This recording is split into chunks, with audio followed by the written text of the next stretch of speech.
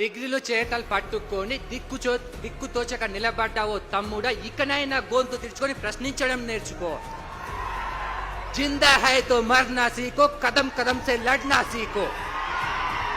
ఇదే సరూనగర్ స్టేడియంలో ఇక్కడే ప్రియాంక గాంధీ, రాహుల్ గాంధీ, అలాగే మన సీఎం రెడ్డి గారు ఒక మాట అన్నారు. ఆ మాట ఏంటో తెలుసా? మా ప్రభుత్వాన్ని తీసుకొస్తే 2 లక్షల ఉద్యోగాలు ఒకే సంవత్సరంలో భర్తీ చేస్తున్నారు. అదే యువ గలం, అదే యువ డిక్లరేషన్. అప్పుడు యువ డిక్లరేషన్ గురించి మమ్మల్ని ఇప్పుడు అడిగితే నోటిఫికేషన్ ఎక్కడ అని మేము అడిగితే బావులెందుకు సావండి, ఎండెందుకు సావండి అని అంటారా?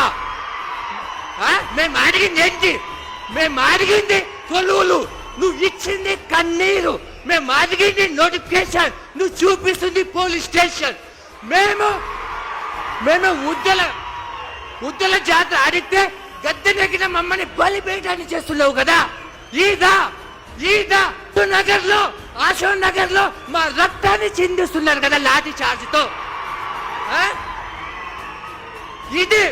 ఇదేనా ప్రభుత్వం? ఇదేనా? గాంధీ భవన్ గదులలో కూర్చొని మా ఆకలి కేకలను అవహేళన చేస్తున్నారు కదా. ఈదా